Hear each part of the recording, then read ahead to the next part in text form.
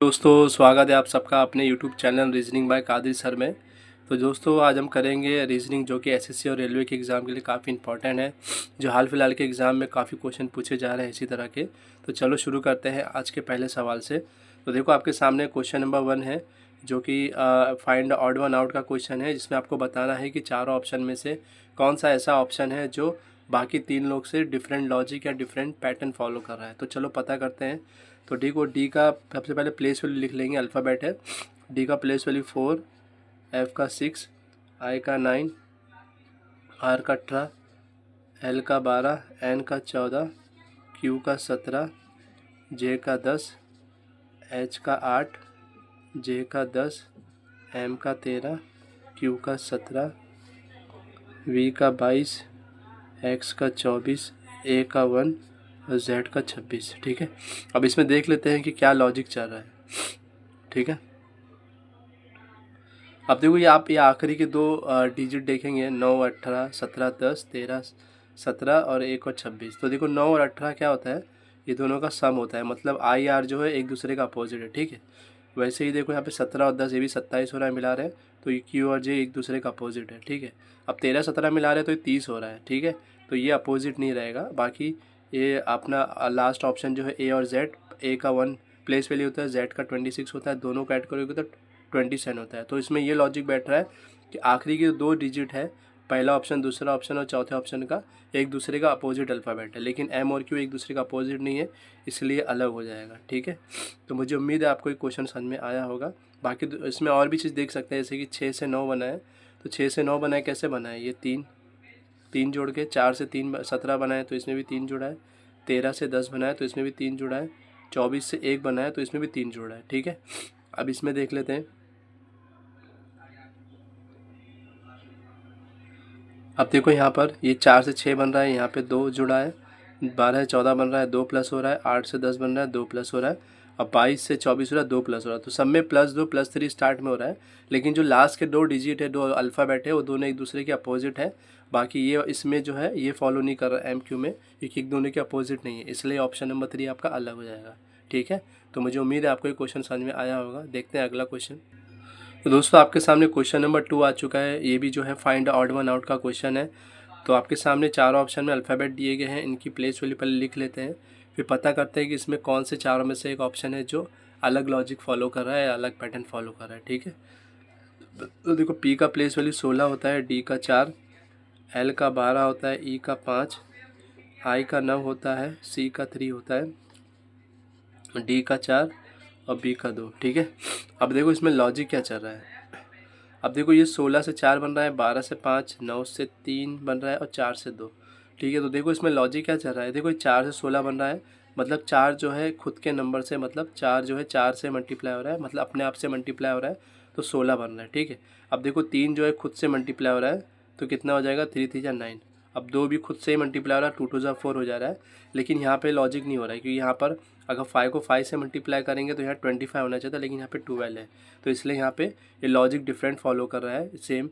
ठीक है, बाकी ऑप्शन नंबर 1, 3 और 4 जो है, इसमें जो है जो सेकंड डिजिट है या सेकंड अल्फ़ाबेट है, वो खुद के नंबर से ही मल्टीप्लाई हो रहा है और पहला अल्फ़ाबेट या नंबर बन रहा है, इसलिए ये बाकी सेम पैटर्न फॉलो कर रहा है। सिर्फ ऑप्शन नंबर 2 जो है डिफरेंट पैटर्न फॉलो हो रहा है, इसलिए ऑप्शन नंबर 2 आपका राइट हो जाएगा। ठीक है, तो देखते हैं अगला क्वेश्चन।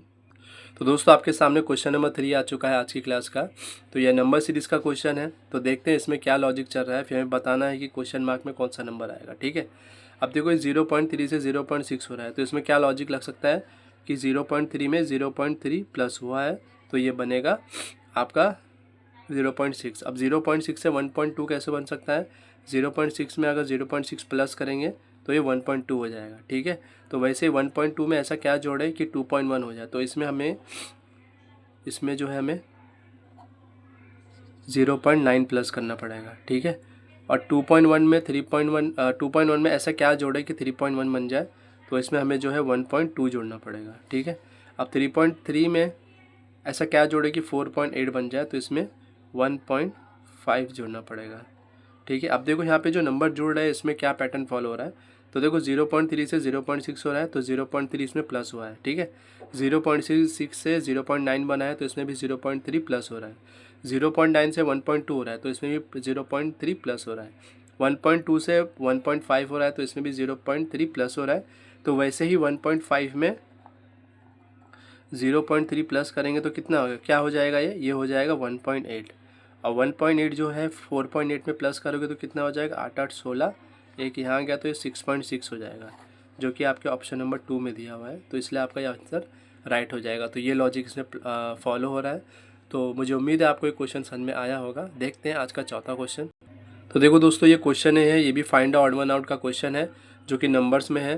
तो हमें बताना है कि ये चारों ऑप्शन में से कौन सा ऐसा ऑप्शन एक है जो बाकी तीनों से अलग है, अलग लॉजिक फॉलो कर रहा है, वो हमें पता करना है।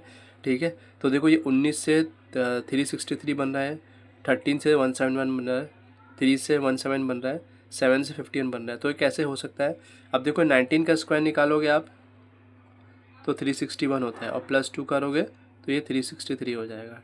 ठीक है, वैसे ही यहाँ पे 13 का स्क्वायर +2 करोगे तो ये हो जाएगा 171, क्योंकि 169 होता है, +2 करोगे तो 171 हो जाएगा। ठीक है, अब 3 का स्क्वायर क्या होता है, 9, और 9 में +2 करोगे तो 11 होता है, लेकिन यहाँ पे 17 है, तो यहाँ पे लॉजिक नहीं फॉलो हो रहा है। इसमें भी देख लेते हैं। 7 का स्क्वायर क्या होता है, 49, इसमें +2 करोगे तो 51 हो जाएगा। तो देखो यहाँ 51 दिया हुआ है, तो इसमें ये लॉजिक फॉलो हो रहा है। तो 1, 2 और 4 में जो है स्क्वायर करके नंबर 2 प्लस करके उसका जो अगला नंबर बन रहा है। बाकी ऑप्शन नंबर 3 में ये नियम फॉलो नहीं कर रहा है, इसलिए आपका ऑप्शन नंबर 3 राइट हो जाएगा। ठीक है, तो मुझे उम्मीद है आपको ये क्वेश्चन समझ में आया होगा। देखते हैं अगला क्वेश्चन। तो दोस्तों, आपके सामने आखिरी क्वेश्चन आ चुका है आज की क्लास का, जो कि अल्फ़ाबेट और न्यूमेरिक सीरीज़ का क्वेश्चन है। ठीक है, तो देखते हैं इसमें कैसे इसको सॉल्व करेंगे। तो देखो यहाँ पर अगर सबसे पहले नंबर्स को देखें हम लोग, यहाँ पे देखो 16 है, यहाँ पे 23 है, यहाँ पे 32 है, यहाँ पे 43 है। तो 16 से 23 कैसे बन सकता है, +7 हो गए। 23 से 32 कैसे बन सकता है, +9 हो गए। ठीक है, 32 से 43 कैसे बन सकता है, +11 हो गए।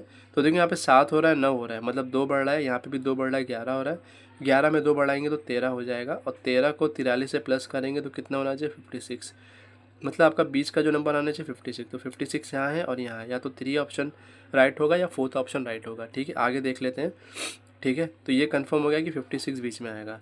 अब देखो ये P से U बन रहा है, तो इसमें कैसे हो रहा है, और U से Z बन रहा है और Z से E बन रहा है। तो देखो P से U हो रहा है +5 हो रहा है, U से Z बन रहा है, ये भी +5 हो रहा है, Z से E बन रहा है, ये भी +5 हो रहा है। तो E में +5 करोगे 10 आएगा, और 10 किसका प्लेस वैल्यू होता है, J का, तो यहाँ पे J आ जाएगा। ठीक है, अब देखो यहाँ पे R है, K है, D है, फिर W है।